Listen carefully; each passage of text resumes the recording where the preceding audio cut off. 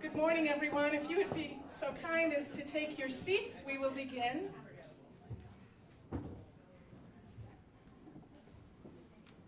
There's a little number on your name tag with your assigned table if you haven't noticed that small detail.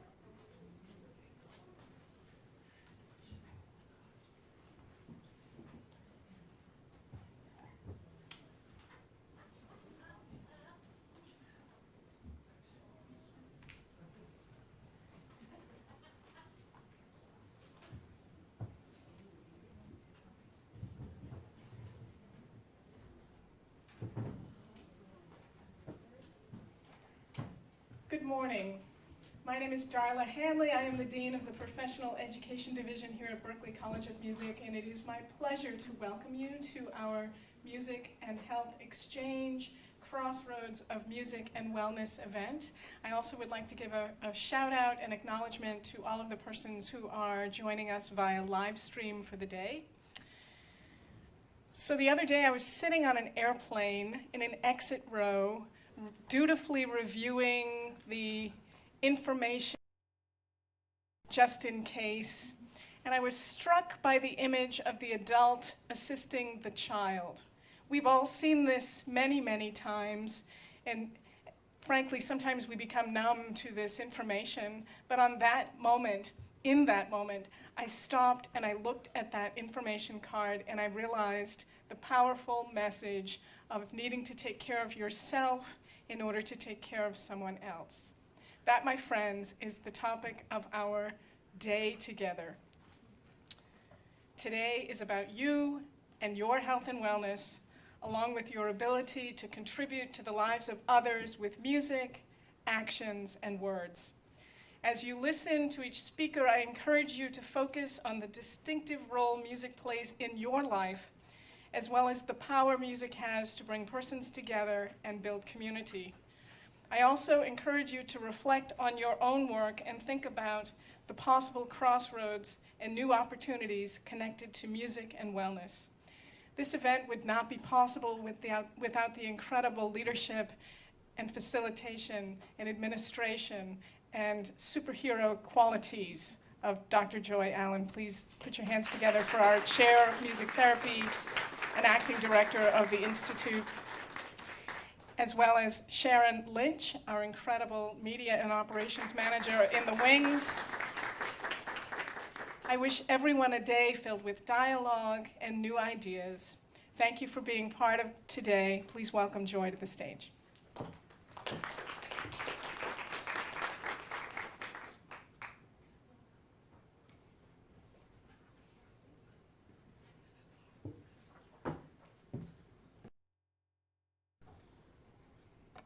Good morning. Thank you for being here today. It seems almost like really dark and lounge-like, but thankfully we had all of the sunshine yesterday, and it's not a good day to be outside today, so it's a perfect opportunity for us to connect with one another. I am going to ask you to take just a moment to introduce yourselves to those at the table next to you. And we do have people coming in and out, and we have some people running late, so don't worry about that. But if you could just take a moment just to introduce yourself and where you're from, because we have quite the diverse group here today.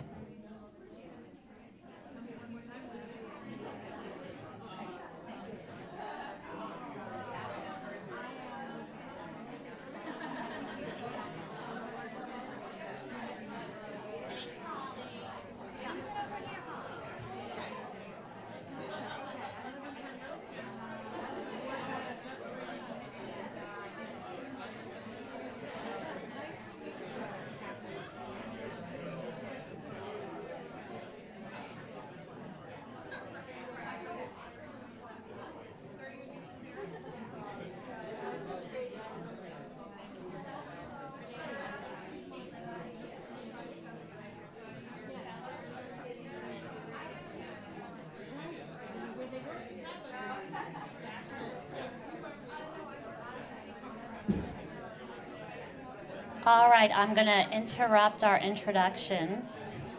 But I hope throughout the day that you take the opportunity to learn about each other at your tables, to learn about people next to you and some of the powerful work that they're doing within their own area of expertise, and how without all of us here, we would not be here today doing what we're able to do with the Music and Health Institute.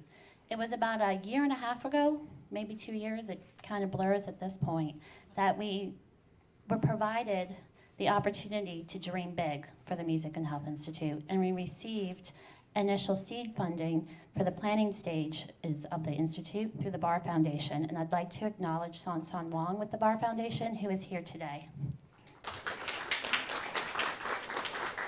I would also like to take a moment to acknowledge other believers and stakeholders who have been instrumental in getting us here today, including T. Taggart, the Van Otterloos, music therapy faculty and staff who have been working within the department and in the realms of music and health for years at Berkeley.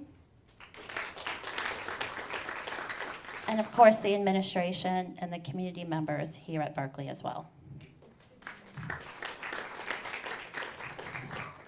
So the Music Health and Health Institute engages the ecosystem of academic, artistic, scientific, entrepreneurial, and technological talent. So our role is to bring together the most creative minds to accelerate ideation and develop solutions that we can improve the health outcomes for individuals and our collective communities. This includes fostering collaborations between leaders in multiple disciplines, and that's why it's really important that you get to know the people at your table. It's that multiple disciplines that make a difference, that help us spur innovation, tools, programs, research and practices, so that we can continue to study and develop music-based experiences that address the health-related outcomes for us. At the Institute, we believe all of us connect to and react to music physiologically, psychologically, socially, spiritually, and or behaviorally. By using music to address our health, we recognize the necessity of considering the entire human experience through the modern healthcare lens. We believe that health is a continuum from wellness to disease management, and that health is an ongoing process of building resilience for the mind, body, and spirit, and recognize that the health of an individual is also related to the larger society, cultural, and environmental health. At the Institute, we believe there are many intersections of music and health and the uses of music to influence health. There's a need to understand the diversity of music practices for health, including research knowledge, existing programs that are in our communities and in our world that integrate music and health, We need to understand the different skill sets required to apply music for health and the different delivery methods and options that are available to us. We also believe that the relationship between music, health, and our overall well-being is complex, and that's why we have to be synergistic in order to best serve our communities. This includes combining our resources, combining our diverse skill sets and expertise, and working together to understand music's power and place in modern healthcare. I want to share with you a couple of highlights that have happened. It was just close to a year ago, on June 29th last year, that we held our first exchange series, and it was focused on the intersections of music and medicine in the areas of trauma, chronic pain, and substance abuse.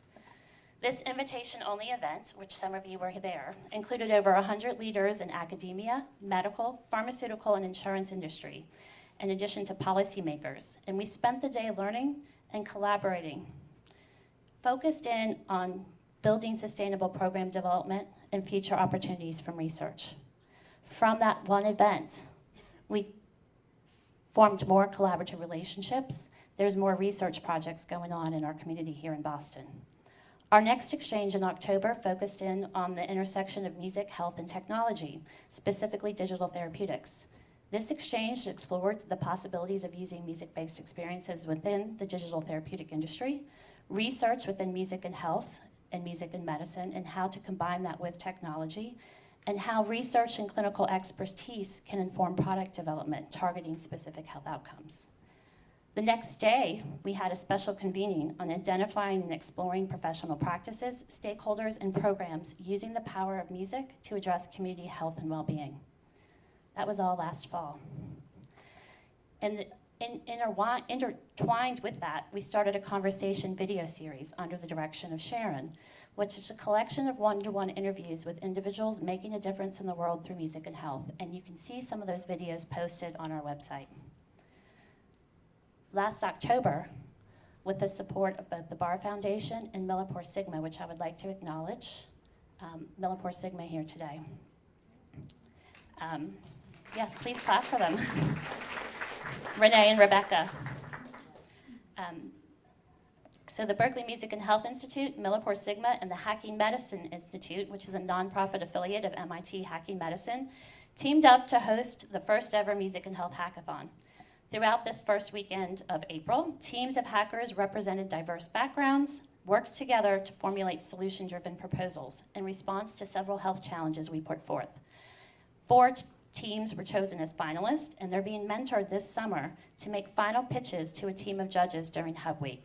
That would not be possible without the partnerships that we've been able to make this last year, so thank you.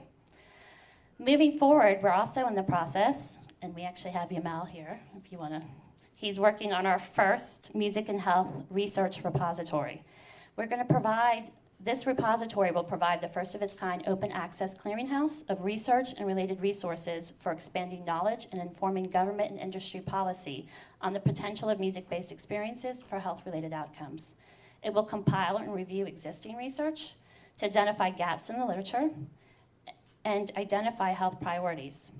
It will publish event proceedings and selected white papers that will be coming out within the next 3 weeks on our website. It will also establish a searchable open access database of research literature with metadata schemas based on the health continuum and related expertise. By the end of the year, we're hoping to establish a peer-reviewed center for music and health clinical case studies as part of this repository. So we have high hopes that it wouldn't be possible if we did not have the partnerships that we have. So thank you all for being here today. Which brings us to wellness. It's not easy to define.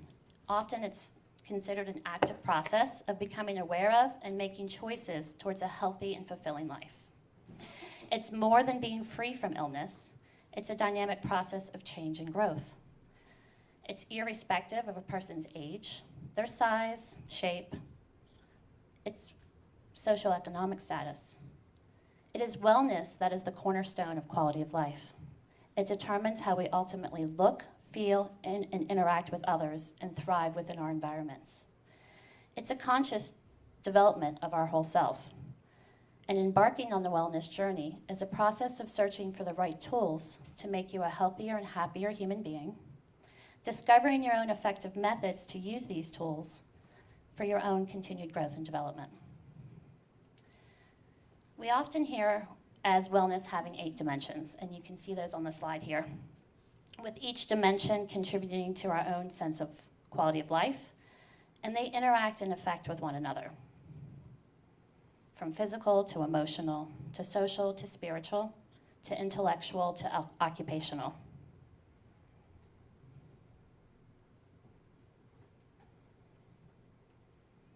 But we also know that there are barriers to health and well-being. It sounds great to be well, right? We all want to be well, but we also know stress. How many of you have experienced stress in your life? How many of you are stressed right now? How about sleep deprivation? How many of us regularly have sleep deprivation, including right now? Time. All of us have busy schedules, and oftentimes we tend to be carers, so we put ourselves last. We're focused in on kids, our loved ones, or taking care of someone who might be living with a complex medical condition. We also know that compliance is a barrier. In a recent survey, 50% of those of healthy adults admitted to regularly skipping their own self-care, including diet and exercise, because they don't have time. Mental health, and this doesn't mean a diagnosed severe mental illness. Loneliness and anxiety are now considered one of the largest health threats to our communities, including here in Boston. It has detrimental effect on your overall physical health and your overall well-being, and has a huge economic impact on our productivity and the use of our healthcare system. Motivation is another big barrier. How many of you want to go outside today in the rain, in the cold? Or if you were here on Tuesday when the high was 48 degrees? I personally remember this because I thought I was back in winter. Motivation, it's hard, and it's hard also when you're juggling so many things. And health literacy. So what we talk about is, instead of always preaching about this is what you need to do and you should be doing this and that, which adds the guilt onto us of why we are not taking care of ourselves, why aren't we doing this? It's talking about health resilience. And what health resilience is, it's about acknowledging the fact that we all are going to have struggles. All of us are going to experience a medical crisis sometime in our lives, or we are going to be caring for someone who is experiencing a medical crisis. At the same time, we're all going to have our ups and downs, our highs and lows. So with health resilience, what we're really saying is building up our tools and our resources to withstand, adapt to, and recover from some of the challenges that we face and the adversities that we face.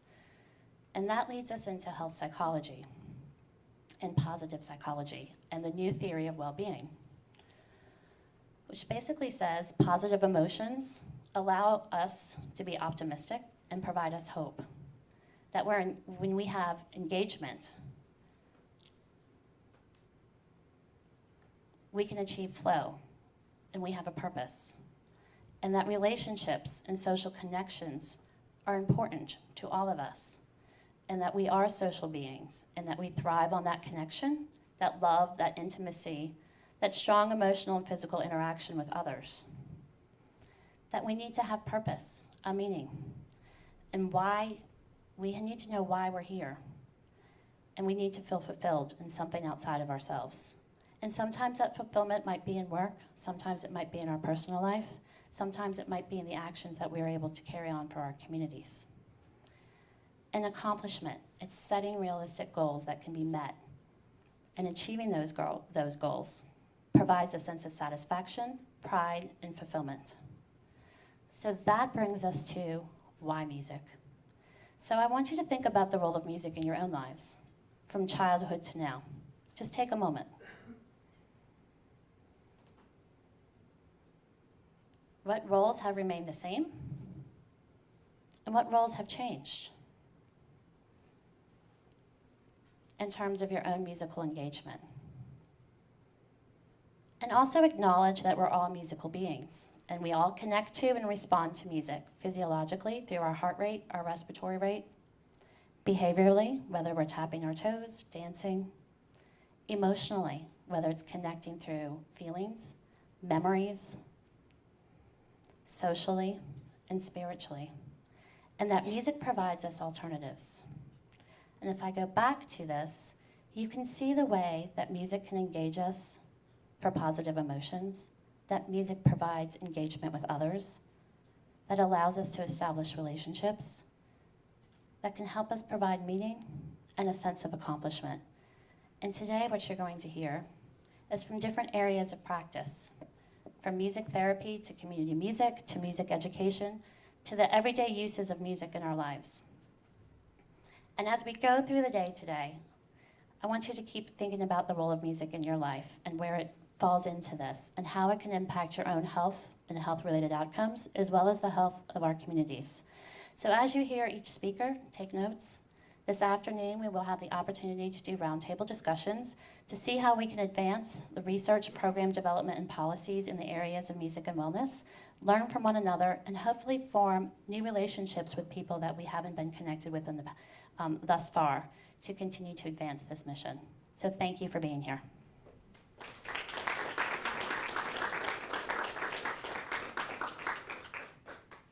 It is now my great pleasure to welcome Renee Conley to the stage from Millipore Sigma. She's the Global Head of Communications and Corporate Responsibility for Millipore Sigma, the life science business of Mark KGaA in Darmstadt, Germany.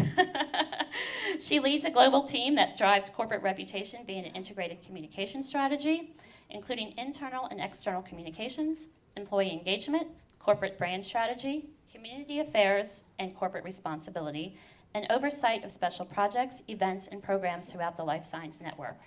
Previously, Renee was the Vice President of U.S. Communications for EMD Serino, the biopharmaceutical business of Merck, where she was responsible for external and internal communications. I'm happy to welcome her to stage.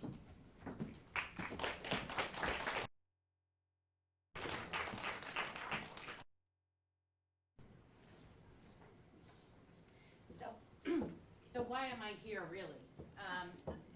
Joy, thank you for that. I think one of my jobs at the company is to look at the non-traditional ways that we try to build our reputation and build a culture within our employee base that's beyond what we do. And we live in Boston, which is a riches of great academic institutions, great healthcare facility, great life science and biotechnology companies. And I think I've gotten pretty good at convincing our leadership that if we just play in those areas, then we are really missing out on a wealth of other opportunities for the betterment of health, the betterment of science, and the betterment of our employees as an organization. So it's been a busy 2 weeks. Yesterday, our CEO gave a talk to all the superintendents in Massachusetts talking about STEM education, the importance of engineering and mathematics. We were with Brigham last week, MGH. So we do a lot of different things. The reason I'm so excited about this, though, and a little bit about Millipore Sigma, we celebrated our 350th anniversary last year. So we're the oldest chemical and pharmaceutical company in the world. So what does that really mean? That means that we've been doing a lot of stuff for a very long time. But it also means that we've been trailblazing fields and industries and really learning how to evolve over time. And one of the things that I admire about this company is that it's 70% owned still by the Merck family. So we're 30% traded on the DAX, but we're 70% owned by the family. And I have the good pleasure and opportunity, when I travel to Darmstadt in Germany, I meet with these family members often. And what's amazing when you meet with the family, none of them work for the company. None of them lead the company. They only run sort of the supervisory board. None of them can really cash in on their stock. They're part of the family for a very long time. And this weekend in Molsheim, France, our team is hosting the 25 to 40-year-old family members. And why do they do that? They do that because culturally and within the DNA of this organization, it's more than just the science. And it's interesting when you look back when the company was, the inception in 1668, but in the 1800s, Johann Heinrich Merck was a close personal friend of the poet Johann Goethe. And he actually helped him establish one of the first periodicals where his early poetry appeared. And one of the other things that happened as the company expanded, they survived many world wars and many different things. And then in the 1960s, they started an orchestra, a 100-piece orchestra. And originally, the orchestra were scientists, chemists, different people who just like to do some really cool stuff. And over time, this 100-piece orchestra called the Deutsche Philharmonie Merck started to play worldwide. And on the occasion of the 350, I like to drive my team a little crazy and be creative and do fun things. So I said, well, we should bring the orchestra to America. Why not? And at first, the orchestra leader, who him and I come from two different worlds, oh, Renee, in America you have such amazing orchestras, but I think we can compete. I want to come to America. Can you make it happen? So after many, many discussions and many, many different things, I was very pleased to be able to utilize the orchestra as a foundation for our themes for the 350th celebration in the United States, but 350th globally. And then the orchestra ended up traveling to very different locations all around the world. And it was our way of putting forth that we're not just a leading life science and pharmaceutical company. We're a leading organization that's really committed to making sure that the holistic point of a person or of a community, as Joy was saying, comes to bear, and that cultures are built by the beauty of sciences and the arts. So let's just take a peek at this video from last year. If I can do this, which I can. I'm a communications person. Here we go. We were moving mountains long before we knew we could. As we celebrate our company's history, we are looking towards the future. 3.5 centuries. That's 12 careers. It's a truly special organization, and we are very pleased to have it as part of our ecosystem here in the Commonwealth.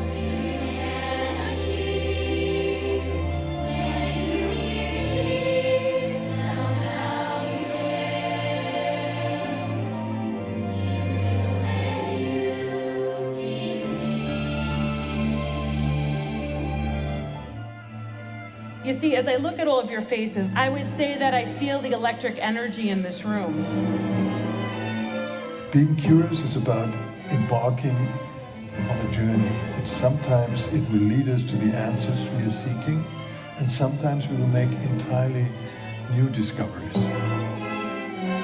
Musicians, curiosity, those things all really line up, and the parallel between science and the arts is endlessly tangible.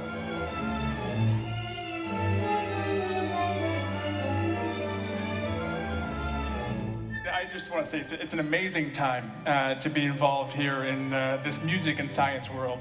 Well, I think the most important thing to point out to everyone is that all of us are connected somehow and respond somehow to music. I am intrigued by the science, the research, the curiosity that so many of you in this room do, because as an artist and as a frontline physician, I want to be able to bring that to my patients.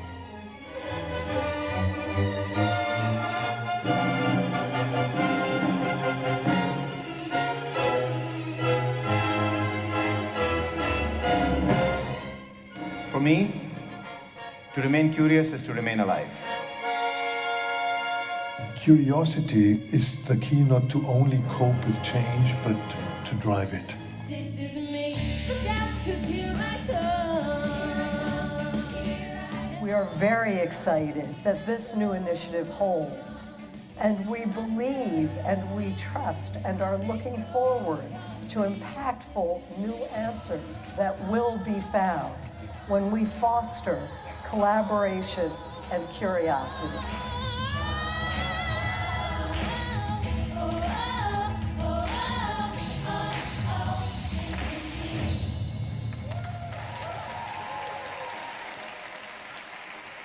So I share that because of a few things. One, first of all, when I told the orchestra that I was also bringing in the choir that won one of the very big American Idols, or one of them, they said, well, we can't do that.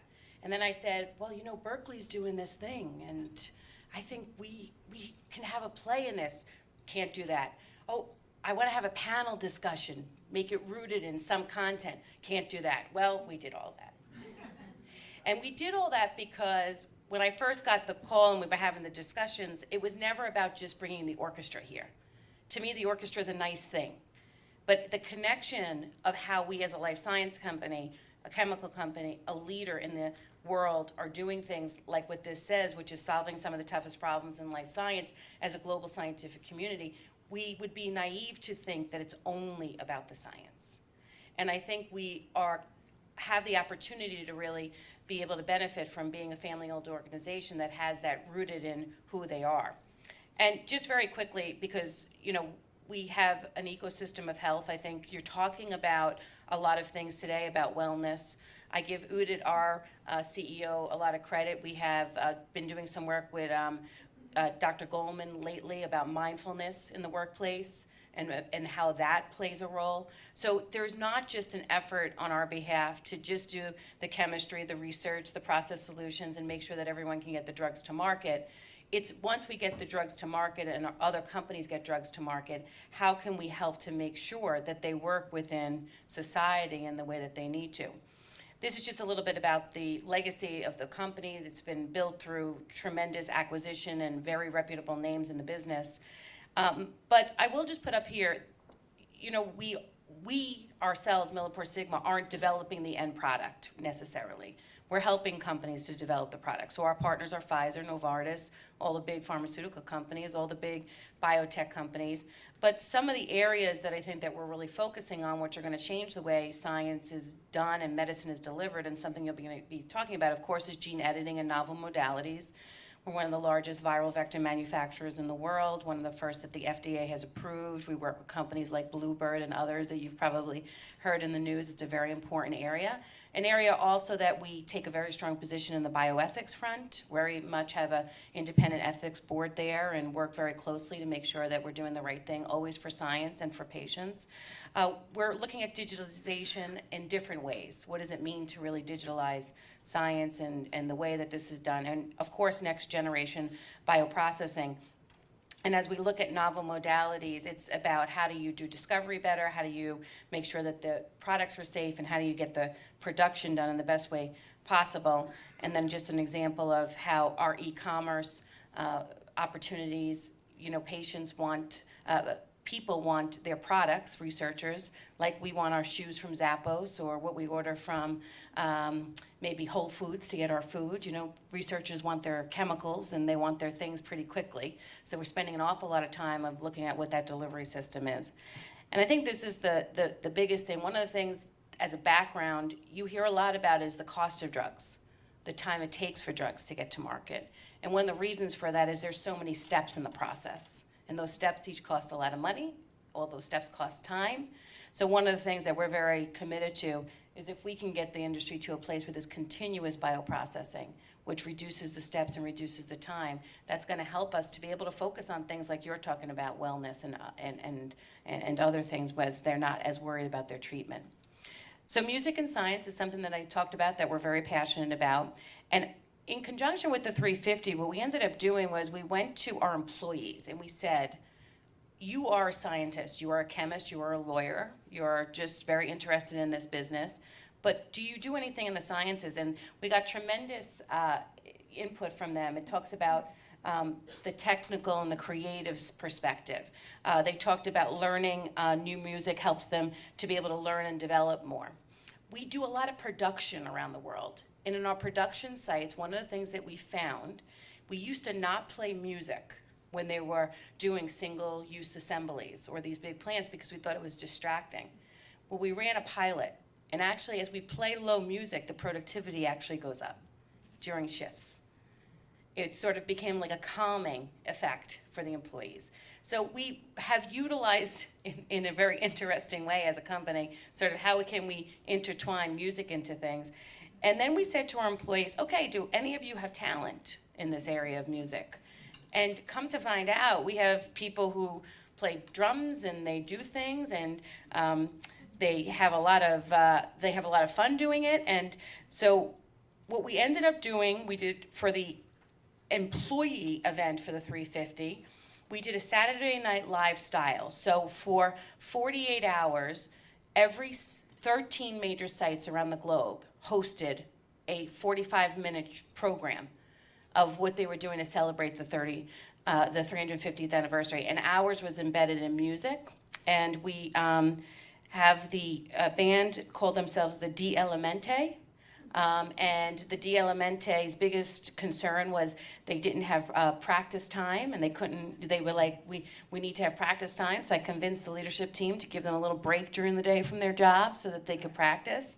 And not only was it a fun event, I think it also helped us to tie why we were supporting the Music and Health Initiative. And I'll just give you a little bit of this, and then we'll be on to the next thing.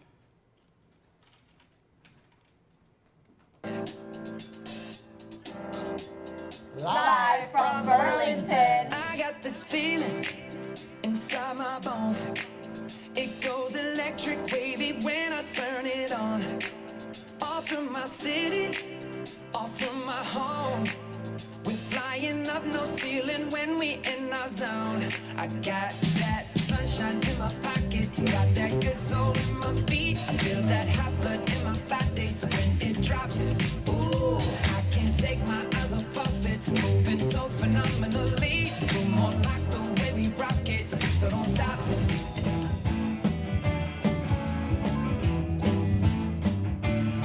But I'm a wishing and a hoping, 'cause I love that dirty water.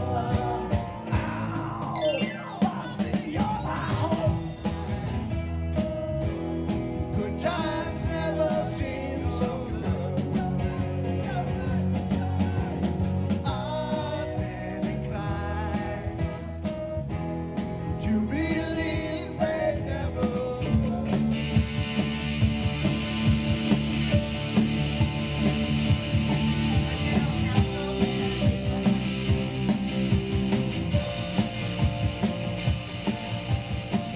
So in that video, you saw our general counsel. We had an MS patient, somebody who is actually on one of the therapies that the company markets, Rebif. That was the woman who was singing in the band. I see pianos here. You'll know that they walked into Justin Timberlake's song, so they were supporting. Oh, they were. So, in conclusion, I share these couple examples because I think a lot of times people can look at us as we're just a chemical company. And I try to talk about, well, we're so much more than that, and we have so much more to offer. And that if we look at it as just being the company that helps develop the drugs, we're missing out, both for our employees, for the community, and for the patients and the consumers of the many products that actually come to bear. So the reason we're part of this is because we believe that music unites. We really believe that it uplifts and energizes, as you saw from those happy faces. Our employees are like, when are we doing it again? I'm like, 350 years from now, and I hope I'll be retired or something. And I think what we did was we pulled music beyond the borders. Often it's about, in a global company, well, you do this in America, you do this in Singapore, you do this. We did things differently with music as the base of it. So we are just so proud to be part of something like this. We're learning as we go. It's still a work in progress, but I'm looking forward to great things in the future. Thanks so much.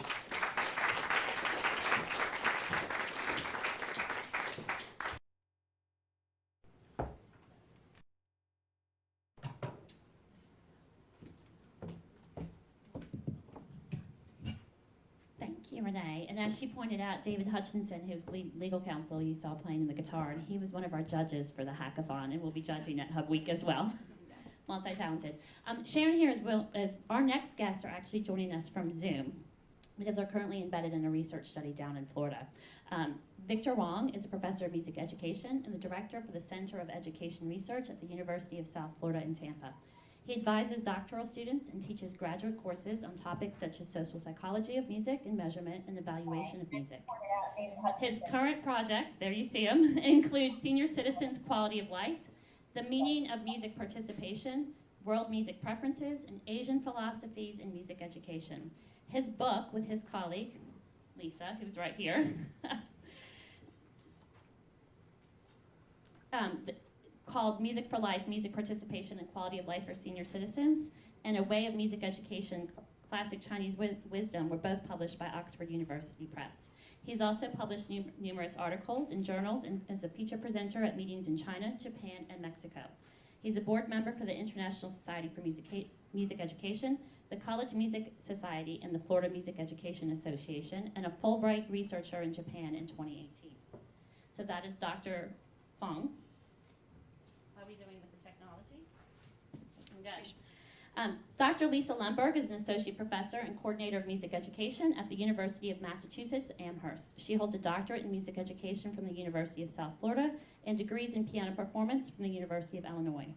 Her research is focused in the areas of senior citizens' participation in music and urban music education, and her teaching specialties include research, innovative practices, intergenerational perspectives, and lifelong learning in music education, as well as elementary general music pedagogy. She has extensive experience in the K-12 school system, and she has co-authored, along with, like I had mentioned, Dr. Fong, Music for Life, Music Participation for Senior Citizens and Quality of Life.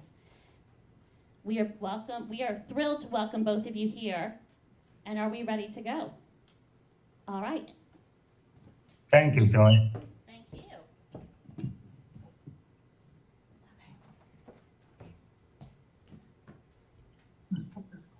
You're ready to go. Okay. We're just setting up our slideshow. Thank you. And good morning, everybody. We're really happy to be here this morning and share our research on music participation and quality of life of senior citizens. And we've been working on this for a few years now.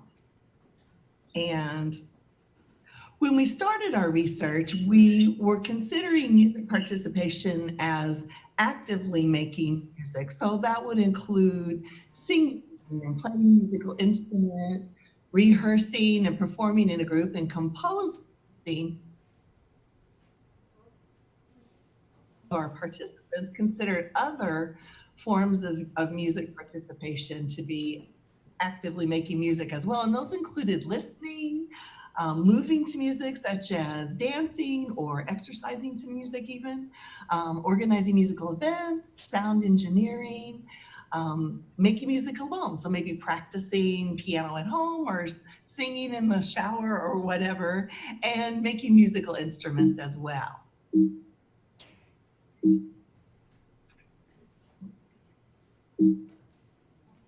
Just a sec.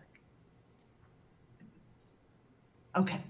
As we began our research, we explored the literature that was, scholarly literature that was available, and discovered that music participation held a lot of benefits for senior citizens, and mostly those benefits could be organized into physical benefits, psychological benefits, and social benefits. But we also discovered that those three areas crossed over quite a bit. And so you'll see the list of benefits for each area, and also where the black arrows are, those are some benefits that came when the areas overlapped each other. All right, and our research is in the area of music education, but we also noticed that other research had been done from other fields of study that related to senior citizens' participation in music. And some of the studies that we encountered came from fields of gerontology, psychology, music therapy, medicine, and interdisciplinary studies. But of course, there are more fields that are examining music participation than just those. And out of all of this research, it supported our review of the literature in discovering that enjoyment was a major benefit for senior citizens of music participation, and music participation helped relieve their stress. It helped them find a social identity at a time in life when that could be in flux. You're maybe leaving your job, maybe moving to a new area. And so music participation was important. It was important for social interaction, and it was a means of lifelong learning, and help seniors develop a sense of community, again, at a time of life when identity can be in flux. It just decreased their isolation and loneliness, and they felt that they were giving back to society by sharing their music with others. And for some, it provided a means of support in times of adversity. Something tragic was going on in their lives, and music helped them get through that. So now moving on to quality of life. Actually, this is a construct that is hard to define, kind of like wellness. So through the literature review, we figured that there's actually a multi-volume encyclopedia on the research of quality of life. So it becomes very daunting. But when we look at different measures of quality of life, we found that there were hundreds of those. So we examined over 200 of these measures and found different models. And one model in particular that we are very interested in looking into and adopted is the one started by Flanagan in 1978 and then revised in 1982. In this model, there were several dimensions. One is material well-being, physical well-being, relationships with others, social, community, and civic activities, personal development and fulfillment, and recreation. And then also there's a dimension of independence. This last dimension is actually added by Burkhardt and Anderson in 2003. So we figure that this model fits our purpose the best because under the dimension of recreation, it includes participation in the arts and in music too. So we decided to adopt this measure and model finalized by Burkhardt and Anderson in 2003. So our main question throughout a series of research is, do senior citizens who participate in music have a better quality of life? So this is our central question through a series of studies. The first phase in the series, and then we have second phase, third and fourth phase. The first one is actually a survey study for participants and non-participants in a large community for retired people. And the second phase is a focus group interview with music participants and non-participants. Notice that we're interested in comparing people who participate in music and those who do not participate in music at the time of the study. And the third phase is case studies of two contrasting musical groups, one vocal and one instrumental. And the fourth phase is a case studies of senior centers throughout the nation. So for the first three phases, we actually wrote up as a book published by Oxford University Press in 2016. And this is how it looks like. And in the fourth phase, this is something that we are still doing right now, is in the analysis stage. And we'll share the part that we can share up to this point. And in the first phase of the survey study, we surveyed 308 non-homebound senior citizens that include 183 music participants and 125 music non-participants in the retirement community. The group aged from 56 to 95 years, the average is 73. And they were residents of a large retirement community in the southeastern United States with a population of 16,000. And you can see that their status of work is that most of them have retired and not working at the time, 83%.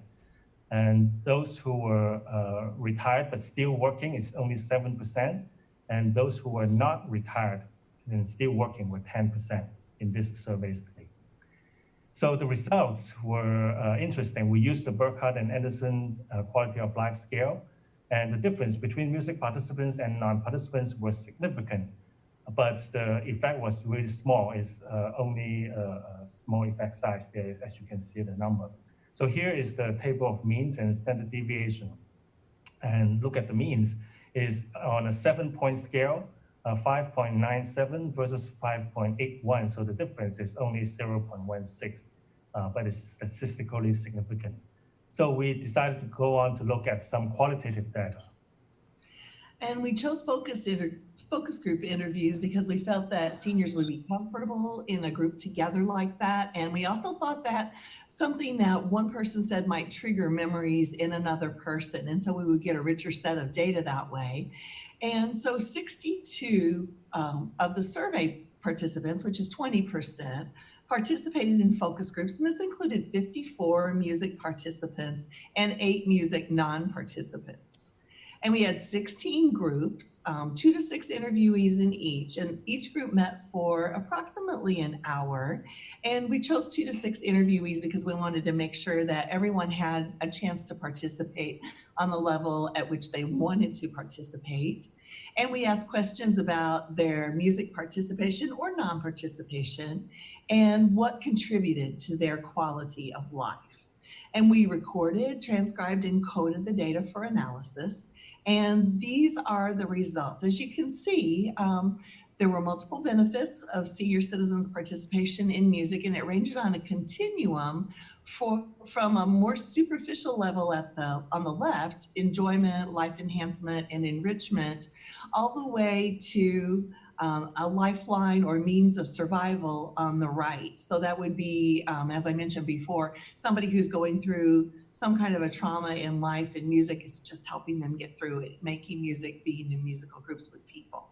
And then in the middle, you see that there are social benefits from participation in music, and also physical and psychological benefits that enhanced health and well-being. And we group those together because a lot of times those benefits seem to cross over from one area into another. And so the contrasting case studies, we're getting more in depth now. We each chose a different group in the senior community, and we studied those in depth in the role of participant observer at times. So the group that I studied we called it the Graceful Singers. It was a church choir, and I actually was able to join this church choir and attend rehearsals and be a part of that over a long period of time. The choir provided weekly worship service needs, as well as a few additional performances per year. There was a madrigal group, there was a 4th of July performance, there were cantatas at different times of year. And at the time of data collection, the choir had ranged between 22 and 60 members. And that's because there were a lot of snowbirds in the choir. They would come to the senior community during the winter where it's nice and warm. And then when the weather started to get hot in the southeast, then they would go back to their original states of residence and stay there for the summer. So they were going back and forth. Anyway, 17 members were interviewed, and this included the former and current directors. And I also collected website materials and some data via email correspondence, and then took researcher notes for analysis. And discovered that being in the Graceful Singers was really meaningful to the seniors. It helped them develop friendships. They really liked developing their musical skills and working in a quality group with quality directors. Some of them mentioned that they saw the choir as a means for communication of their own spirituality, and the choir definitely enhanced their quality of life. And being in the group was really very important in the senior citizens' lives. They thought it was amazing, even fantastic. So in their words, I won't read these to you, but I'll just highlight a few of them. You can read along as I'm going through, but being in the choir helped them connect with other people. They enjoyed making music. Music participation helped them feel relaxed. For some, the choir was a very helpful support group.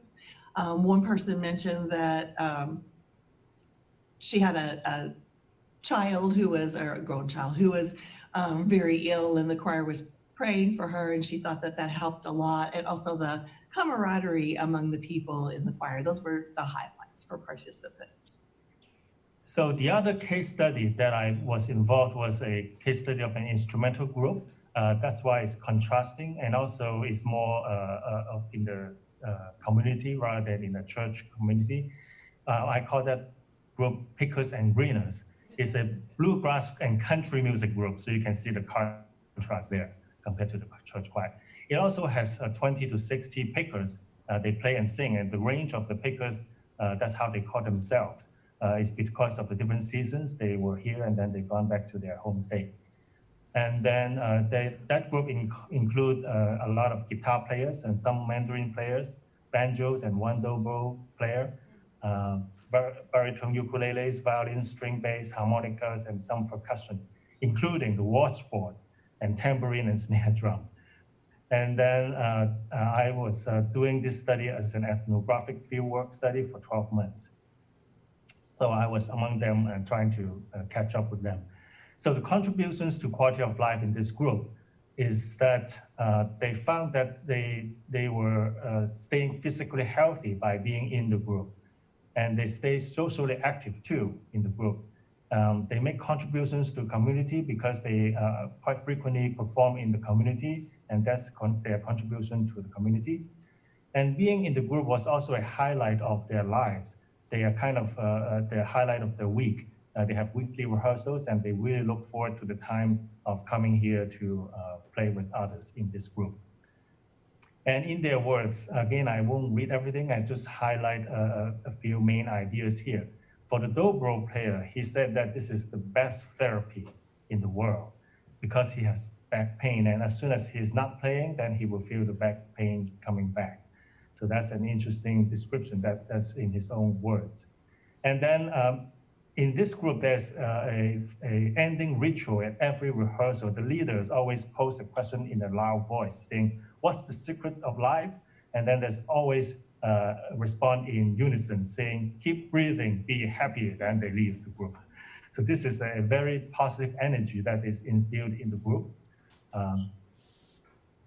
And then we also did a cross-case synthesis between the two groups. And in both groups, we found that people were very interested in making music.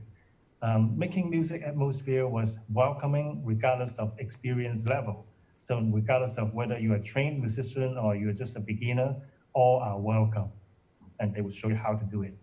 And then their school, family, and church music making experience in the past had prepared them to seek out and enjoy the music participation. And both groups emphasize a lot on listening skills. They have to listen carefully, they have to pay attention, they have to watch also. But listening is really something that they highlight as very important in both groups. And there's a strong socialization element in both groups during breaks and how they communicate and interact with each other, even before and after the activity of the group. Everyone seems to be very committed, like they always come early. They wait for the time to start, and then they come, they rarely absent, unless there's like a doctor's appointment that they feel bad that they couldn't come. And in relation to the quality of life model that we adopted, we found that their participation has addressed all of these dimensions: material well-being, physical well-being, relationship with others, social, community, and civic activities, personal development and fulfillment, recreation, and independence. And then in addition, we found that two other potential dimensions to be added to this model is availability of free choices. Because in this community, there are so many groups that they can participate, but they choose to come to these groups. And from the study in the data, they feel that this range of choices is really making them very happy, and they don't have any complaints. They can do anything that they choose to do. So that is a very good thing in their quality of life. And also, they also have a supportive context. For the things that they choose to participate, the model of operation and the structure is very supportive of that type of activity. And this is particularly revealing between the church choir and the bluegrass group, because the type of structure is very different, the mode and the ambience is also very different, but all is very supportive of that type of activity, is contributing to how they feel good about being in those groups. And so moving along to phase 4, this is research that we are currently in the data analysis stage for, and we decided to examine senior centers nationwide, and these were government-supported senior centers that offer day services for diverse populations. And we were looking at music participation within those senior centers, and also the senior centers participation on their own, or senior citizens participation on their own outside the senior center. And so we chose small, mid-sized, and large cities in 6 different regions of the continental United States. And we divided the US up into regions to be congruent with the regions of membership for the National Association of Music Education. So you can see that we have the Eastern Division, the North Central, the Northwestern, Western, Southwestern, and Southeastern. So we visited one senior center in each of those regions, and the senior centers were different sized cities. And we observed musical activities and also non-musical activities in the senior centers. And then we conducted interviews with senior citizens who are music non-participants, senior citizen music participants, music activity leaders, and the senior center manager and staff. So we tried to get a lot of different perspectives on those music activities and music participation of senior citizens. And we also examined public materials, websites, newsletters, etc. And so our preliminary findings showed again that music participation was fun and enjoyable to senior citizens, and it helped them to relate to others. And this would be to their peers and also to the audiences they performed for. And it contributed to their social and community life. And again, as Victor just said, it was important to the senior citizens to have a variety of musical activities available. They liked having a lot of different choices, so there was something for everybody. And a very important finding was that it's important to have fluid entry points and flexibility within the musical groups. That means that somebody could join at any time in life, regardless of their musical experience before that time. That they could come in and join a group and be welcome and participate on their level. Music participation led to a sense of accomplishment and fulfillment. So maybe learning to play something by ear, learning to read musical notation, or a performance that went particularly well. And also a few seniors used strategies to overcome physical limitations. For example, one senior citizen who played saxophone had a finger that the muscle had wasted away. And so he attached a rubber band to one of the keys on his saxophone and then to that finger so that to help the finger work and close the hole. And another person I interviewed, this person happened to be 101 years old, used the chord buddy to play guitar. He had arthritis and it was hard to form the chords on the fingerboard. And the chord buddy is a mechanism that pushes down the strings and makes certain chords. The only downside of that is it only works in the key of G. But he used that, and then another senior citizen used a battery-operated accordion so he didn't have to squeeze the bellows of his accordion to play. And almost every senior citizen thought that music really helps to keep them sharp and keep their brain working. And it was very important to participants. And just a few findings that are specific to senior centers. It appeared that the presence of music in the center was very important to non-participants as well as music participants. Some of the rehearsals took place in multi-purpose rooms and non-participants were welcome to come and listen, or in one senior center I visited, they were working puzzles while the rehearsal was going on. So it was important that those things were there that they could listen to. It was important that there were a wide range of musical activities, again, and also it was critical to combine music with dance or movement so seniors could be more physically involved but not have to have instrumental or singing skills to do it. The centers relied heavily on volunteers, including music activity leaders, and each center had unique challenges, sometimes space, the facility, the management could be a challenge, funding, or attracting and mixing ethnic diversity. Those are just some examples. So in conclusion of all the things that we have done so far on this topic, between quality of life and music participation, we found that music participation is an important contributor to senior citizens' quality of life, especially for those who choose to participate.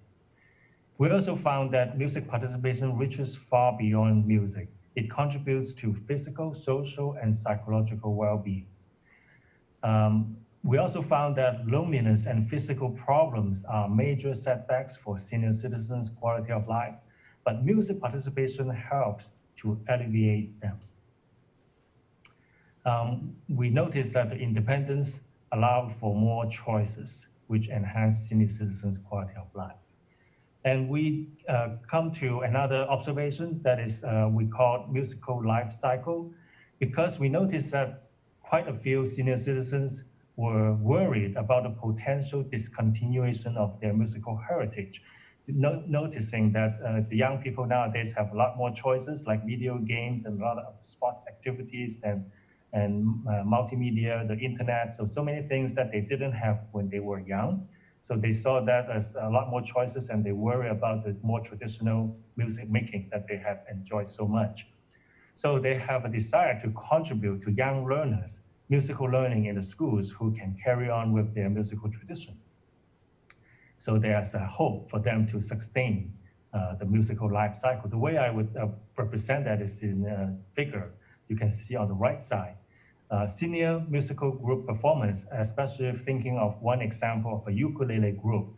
They perform in public, but they charge an admission fee, and that fee was donated to a school as a matching fund to buy more ukuleles in the school. So the students can learn about the ukulele, and then they can grow up and continue with that tradition as they become senior citizens.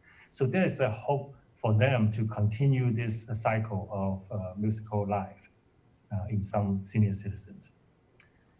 So our recommendations, based on what we found so far, is that we need to see a wide variety of musical activities available for senior citizens, including a variety of modes of participation, including dancing, listening, playing instruments, singing, and composing. Also, a variety of musical styles, especially those that are meaningful to seniors. And then musical activities for senior citizens should have fluid entry points so they can join in at any time with or without prior musical experience. We also noticed that both of our primary fields are in music education, and this topic really addresses issues and questions beyond the field of music education. So we see that there's a need for more interdisciplinary collaborative research to address the different needs of broader senior populations. And then another thing that we look to is to try to learn from nations outside of the US, where senior citizens constitute a key sector in the society. And last year, I was in Japan for a few months, and I had an opportunity to visit a nursing home there. And you can see in the picture at the bottom that a choir was performing for them just for half an hour.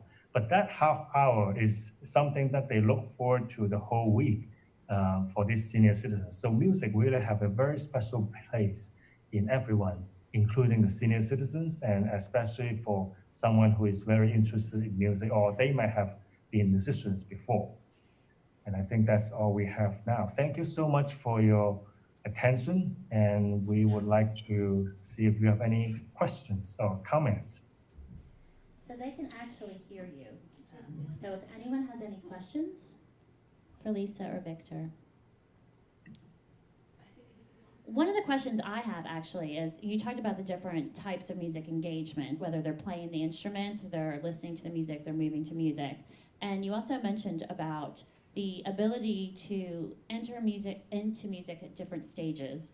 And I wanted to know if you could speak a little bit about, we know there are beginning keyboard classes for older adults versus those who might have been proficient amateur or professional musicians, and what we can do as a community to encourage participation across that level of expertise where people feel music is accessible to them in this stage, if that makes sense. Well, let me just start. I think that it has something to do with the role and the musical part, because for less experienced players, we should assign a more beginning level part, but then for more advanced players, we can assign a more challenging parts, but they can still play together if it is arranged in a way that it can be done that way. And I'd like to add too, sometimes the element of creativity, I think, can help the entry points be a little more fluid. I had the privilege of participating in a circle singing group workshop that was led by Bobby McFerrin, and I noticed a lot of senior citizens would come in, and there was a lot of creativity in the form of musical improvisation in that group. And it seemed like everybody was more on the same level when that happened. They could come in and be creative together, and there wasn't such an emphasis on where you've been musically and what you've done prior to that point. So I think providing creative opportunities also would be a plus. Wonderful. Anyone else have any questions? Yes. I have to give you, just because of live stream, you have to talk in.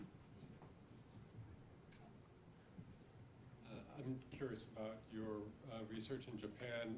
Did you do regional studies like you did in the US? Or how did you choose your location with your research in Japan? I lived in Japan, so I was curious. didn't quite catch that. So he was asking if you did the same type of visiting different centers in Japan as you did in the U.S. Regional senior centers in Japan, like you did in the U.S. Yes, I did something similar, but the culture is so different. They have a very deep culture in Japan, very much longer history that is traditionally Japanese. And yeah, I think the one surprising thing that I found in Japan is that there are a lot more interest in singing groups. Maybe it has something to do with the karaoke culture there. You know, karaoke is originated in Japan. So singing is a huge thing in Japan. Maybe it also has something to do with everyone has a voice. So that's something that I'm still in the process of analyzing. So these are things that jumps to me right now. Well, I appreciate the fact that you're bringing up cultural differences and things that we need to be aware of as music lovers as well. So thank you. Thank you to Victor and Lisa for joining us today. We can give them a round of applause. Thank you.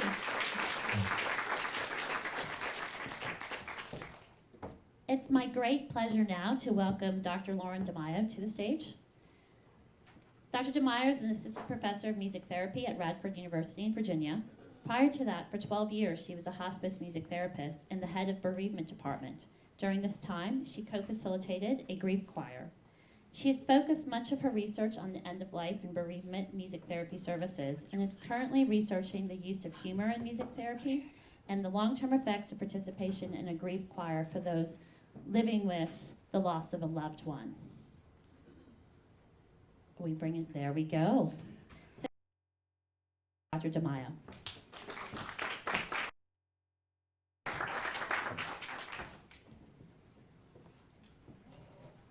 Okay, perfect. All right, well, I don't need this after all. I'm so glad to be here. I'm tall. Actually, I found my love and passion for people who are dying here in Boston because I went to school at Berkeley. So it's so nice 20 years later to be back and be like, oh, look what I've done with my life and this education you helped me have. I never thought I'd be here.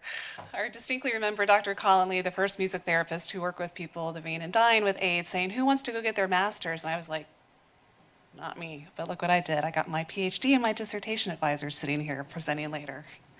Anywho, let's talk about some research in people who are grieving. So I am extremely passionate about people who are dying and especially people who are grieving.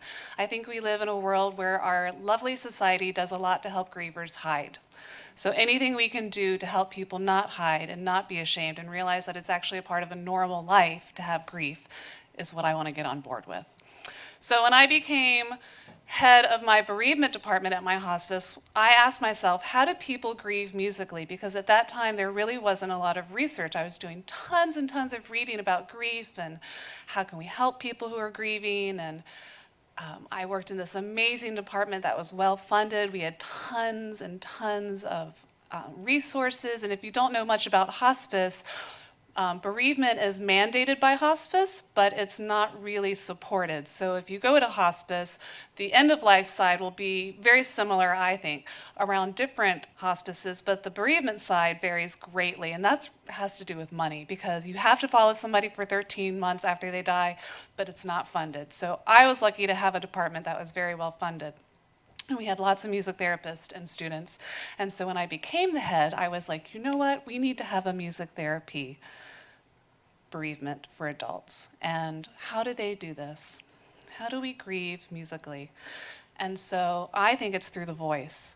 That when you have somebody you love, or maybe don't love, and you experience their death, then you're changed. And your change comes through in your identity. And how are you identified? Like, you can recognize my voice. That's me. And so I'm changed permanently from that. So I wanted to have a group where we could use our voice to heal also. So I developed this grief choir, and I was lucky enough to have a co-therapist who was like my sister in music therapy be in it with me. I dragged her into it, and we loved it. So let me explain a little bit about being in a grief choir. One of my core beliefs about bereavement is there's so many things that can help, right? Not everybody needs to go to grief counseling, and not everybody needs to be in a group, but some people do, and some people find that helpful. So how do you figure out who needs to be in this and who doesn't? And so we would have people that were screened, because if I sit here and tell you my grief stories, then I'm putting that burden on you, and maybe you don't need to tolerate that right now. So we have to make sure people can tolerate each other's pain. And in my grief choir, you did not need to be a musician. In fact, I had lots of people who never read music or had ever been in a choir before. And so I would often call them and say, I hear you're interested in this thing called a grief choir. Let me talk to you about it before you show up so we don't scare you off. And that seemed to be a little helpful. And one of the core things that I would tell them when I was calling them was, think of a song that you could bring to us that would honor the person who died. Because the point of grief is never to forget the person who died. It's to have a different kind of relationship. And how can I live in this world with them not here physically? And so one of the aspects of my choir was people would be invited, not required, always invited, to bring a song that would honor the person who died. And it was my lovely honor to arrange that for the choir if it was appropriate. So I ran it for 3 years, and then I got to study it. Started a new one.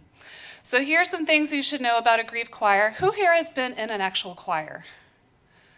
Okay, I confess, I was in a couple of choirs, but it was never like a meaningful part of my music history. But now this is a meaningful part of my musical history. So if you've been in a choir, you kind of get the idea. You warm up, you have the music, you sing, you practice, you sing, you practice, and then you perform. But in my grief choir, what was really the most important was always, always, always the person who's grieving, right? And sometimes that experience of grief can change minute to minute. So my job as a music therapist was to keep an eye on what's going on with the people in my choir. And we did these things called verbal processing, right? Here's a new sheet of music, here are the words. Why don't you look it over and tell me what you're thinking when you see these words? Because you can see them, you can say them, and what's it going to be like to sing them? And an interesting rule in my group was you did not have to sing. If ever there was a word or a lyric or a line or a song that you could not or would not sing, that's fine, because you are the expert on your grief. And it's not my job to tell you what to do with it. It's my job to give you opportunities and support you in that. But I'm not here in a prescriptive way of saying, sing this song and you'll feel better. Like, that's silly. But you can say, I really want to sing that line, or I just can't right now. And we were always, always respectful of people and the decisions when they chose to talk and when they chose to sing. So the music I designed in the grief choir had different theories of grief that was associated with it. I'm a huge fan of Rando. Anybody ever do any grief reading? Go check her out. She's amazing. And then we would have rituals. We would always do a verbal check-in. Why don't we spend the first few minutes talking about what's been going on this week? And then we would transition into music. All right, well, let's just take a minute, and how are you breathing right now?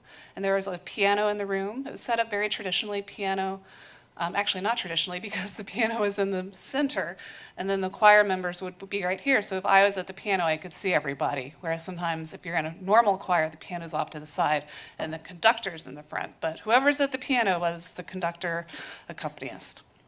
So we would always do vocal warm-ups, and part of this idea is, if you're learning to sing, or if you're singing and this is your identity and your grief, then let's get to know that.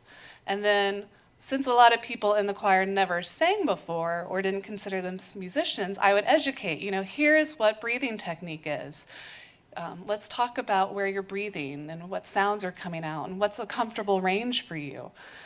So there was an education side about getting to know yourself. And as a griever, I think it's important to remember that you are also important. So taking care of how you sing is important, and taking care of yourself. Everything comes out in the music.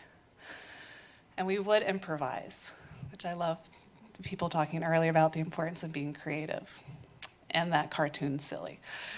So my role when I was a company is playing the piano, and I played piano practically all my life, and I love it, it's the best instrument, would be to, if I was playing for a traditional choir, which I've done before, like, you play what's written on those pages. Don't you dare veer from that.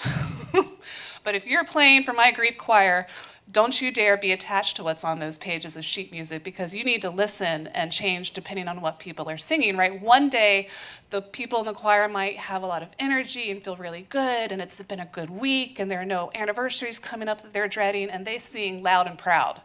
And then the next week, there's an anniversary, it's the holidays, this sucks, and we sing that song completely different. So you have to be a flexible musician to be a music therapist, and especially be in the grief choir. And we always, always, always arranged music for who was in the choir. So usually there would be people 50 and older in my choir whose voices had changed. They would tell me they're this beautiful soprano, they thought, and then the highest note they could sing would be the C above middle C. I'm like, oh, other people would say you're an alto, but that's fine. You're now the soprano. Yes, you are, because our altos are singing like baritones, so this is perfect. So Finale and Sibelius should be your friends, should you ever want to lead a grief choir. All right, so Sharon, let's play this song. I want you to hear with a grief choir. Let's see how it works. It does work.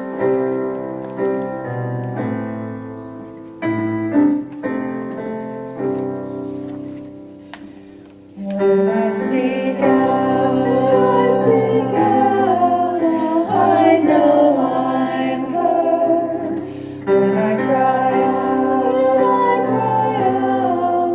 I know I'm safe. In our choir,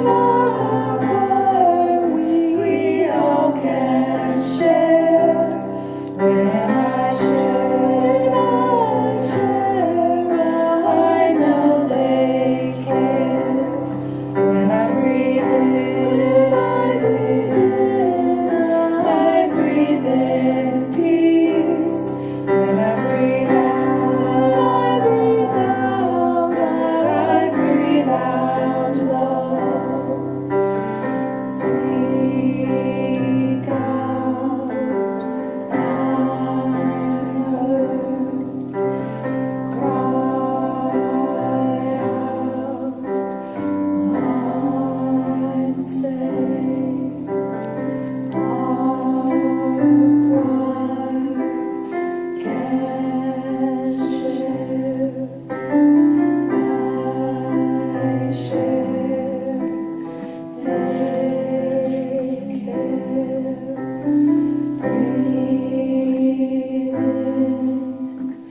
Breathe in, breathe out, breathe in, breathe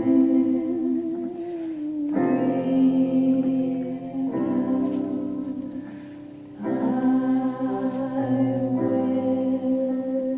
with you in spirit. I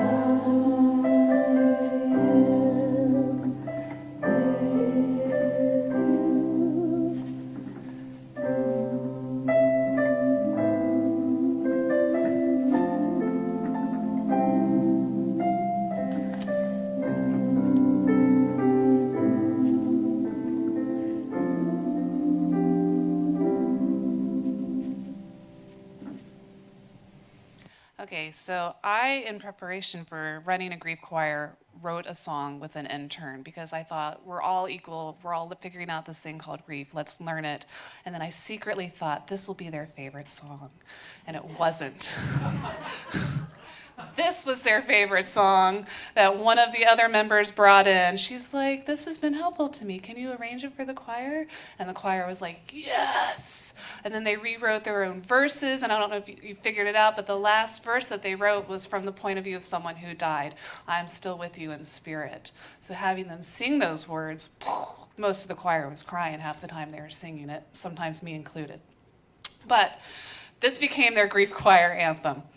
And that was one version of it. I'm playing the piano. Like, we've sung it very many different ways, and I think the words are really powerful for them. And you can hear a little bit of the ladies at the end. They're kind of experimenting, being brave, like going away from the melody, and it's okay to sound a little different. One of the differences in our choir versus other is, as much as I love music and I love it when people sing in tune, I just want them singing, right? It's not a show choir. We're not gonna go up and perform. And well, actually, we did perform. No. Where's the next slide? Found it. Okay. So we did perform. This was not something that I had immediately thought of when I designed it, but it's what happened. You know, we've been working on these songs. We finally sound good. What are we going to do with this? So the choir wanted to go out into our small little community in the mountains of North Carolina. And so we did. Our hospice had an inpatient room. It was probably the size of this, and we had a piano. No one gave us a Steinway, but it was still in tune. And we would play down there where several of the choir members' people had died. So we've processed what's it like to come back in this building? What's it like to see somebody else in that room? And people would come out of their hospice rooms and listen to us, and the staff would listen, and the doctors would listen. So that was an amazing aspect of being in a grief choir, was performing. We performed at churches. We had workshops on dying that we were invited to perform at, and we even performed at, right around the corner from us was a low-cost housing unit. It's my favorite story. So I called the lady, and I'm like, so I have this choir. We'd like to perform for you. Turns out I am a marketer. And she was like, this sounds great. Let's have you do it. What's the name of your choir? And while I wanted to name my choir the Wailers, they didn't go for it. They the grief choir. So I said, well, they've been calling themselves the grief choir. And she's like, no, we can't put that on the flyer. It's too sad. And I said, yes, you will put that on the flyer. That's the name of them. I imagine a lot of people in your low-cost housing have experienced grief, because guess what? It's everywhere. And people showed up. So take that. And we also performed at an adult day care center, which was really interesting, having a variety of audiences. So that's well and good. I designed this. I thought it was amazing, but who cares what I think? We actually need research for evidence. So luckily, I had an amazing advisor who's like, here's what you're going to do. Here's what you should do. And there's this beautiful thing called mixed methods research, which is really hard and great. And so I wanted to know what were the effects of being in this, both quantitative and qualitative. So I designed a sequential exploratory study that looked at the effectiveness of the grief choir on grief and coping and social perception. And I have found, having my years of being in this work, that people's energy changes. And such a woo-woo word, energy. But that's what I used. And also their health, right? There's lots of research about people being more at risk for cancer or having more risk for heart attacks, actually, and things like that. So I wanted to look at all those things. So we ran a brand new grief choir for 16 weeks and took lots of data. Those poor people were filling out a lot of questions before and after every session, and at week 1, 4, 8, 12, and 16. So that's great. We did it, and we did it with a verbal group going at the exact same time on a different day with one of my amazing grief counselors. She did the grief verbal group, and myself and another colleague did the grief choir, and we compared. But then afterwards, that's just one part of the story, right? Numbers, but we also want to know, what was that like for you? So then I had a different person interview these two groups and say, what was that like for you? And we got some really great data and did some wonderful 17 steps analysis, including member checking. This is what you said, is that what you meant? And then having an expert qualitative researcher check my coding and things like that. And we're running short of time, so I basically explained the questions. And then, of course, what does that mean? Can these two sets of data help each other out and me understanding what it's like to be in these two experiences? So keep in mind, mountains of North Carolina, I had 9 people. 9! I was hoping for 60, but I got 9 people.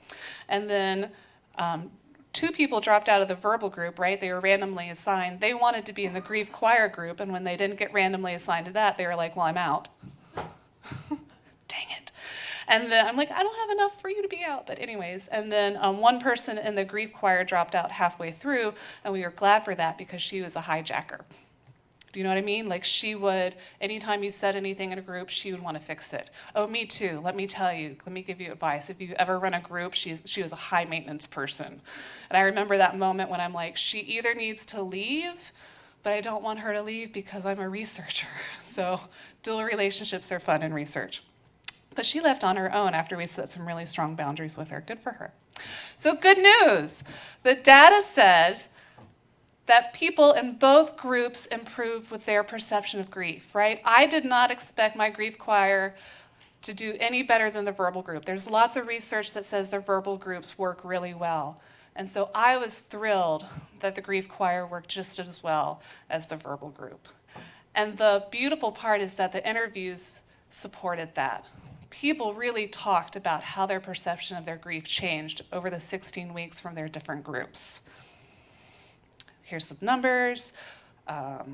Music matters, some things that you should know. They liked the choice of singing or not singing. They liked that as a therapist, I could create a safe environment where making mistakes were fine, right? I was not that conductor saying, you're singing out of tune, fix it, you know? Like, I was like, it's okay, like, we'll work on it. And they liked learning songs together and enjoyment. Being a griever and having joy is weird, right? Like that first time you laugh or smile, you're like, can I feel this again? And they felt like it was an okay place to do that. I am running through this because of time. Let's look at, all right, wait. So, no, that's what I want to do. So look at energy. So energy was something that I as an outsider wanted to study, and guess what? That doesn't always work. So while they both improved with their energy, the interviews didn't say anything about it. They did not care one bit that I asked them before and after every session what they thought of their energy. It was not important to them. So things to do next time, not to care about. But what was interesting was the social support, right? So we know grievers feel alone, and so that was what's beautiful of being in a group or in a choir. And the verbal group improved greatly, and the grief choir had some issues with that. Now, what do you think happened at week 8? I'll just tell you, Christmas. So everybody dipped down. That's like a really normal thing. But then how do we bounce back up? And week 8 was also in the grief choir when my lady that shouldn't have been there left. So things got better. And they mentioned that in the interview, how it changed when she left. But here's a little fun story. So one of my grief choir members, her husband died, and she went to India by herself, having never been there, to spread his ashes in a river, because that was his dying wish.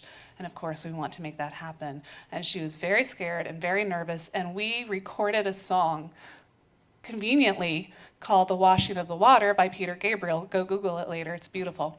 And we changed it and recorded it for her, and she took it with her to India, and it helped her spread these ashes. And she talked about how she felt like we were there with her when she needed it the most. So that was a beautiful thing that was unexpected. So while the numbers didn't show that the grief choir necessarily changed as much as the verbal group, the qualitative interview really shows that it did impact them. So health is a little bit like energy. Turns out people who are grieving really don't care about their health. I'm kind of not shocked, but I wish they would care. So the standard care grief group, the verbal group improved, the grief choir did not. The grief choir also had some people with chronic illness. I can just tell you because I was running it, and the other group did not. So I wonder how that played in. But again, in the interviews, nobody mentioned it. They didn't care about their health. So now we're coming to the end. I also interviewed people who were in my original choir to look at the long-term effects. What was it 3 years later? What are your impressions of it? And one of the things that they really mentioned were the performances. Now, I will say that my original choir, we performed at all those places, but my research choir chose not to. Here's what happens when you all give yes or no questions to participants. Do you want to go out in the community and perform? They were like the 2-year-old that was like, no. So the long-term effects from the original choir was like, that was really meaningful, performing in the community. But my research choir did not want to do that. And those stinkers in the interviews were like, you know, I wish we had taken her up on that. I wish you had too. That would have been awesome. But next time it won't be an option. We'll just do it. But it was fear. They were afraid of not looking good, of not feeling good about themselves. And I wonder if 16 weeks is a little bit short. You know, grief is a lifetime. When we ran open-ended groups, meaning people came and went as they pleased, people usually stayed for a year. And that was true in the original grief choir. People stayed for a year. This was 16 weeks. So I think the grief choir is something that I'm going to be studying again. In fact, I just got a grant to do another study of this. I love the playfulness that happened. I love the idea of going out and advocating into our community about grievers, and this is what we are. We can sing sad, beautiful songs, but I can tell you we also did the Dirty Dozen brass band's Feet Don't Fail Me Now. If you don't know that one, you should also Google it. It is like not what you would expect from a grief choir, but we did it often, and they loved it. So we don't have time to hear my last song, but she was beautiful. And thank you. Done. Oh, do you have any questions? Yeah, everybody wants a break. Thank you, Dr. DeMaio. If you want to play that while we take a break, you're more than happy to. We are going to have a 15-minute break. Please get up and stretch. There is some fruit in the back. There's coffee. There's water. For those who need to use facilities, they're off to your left, my right.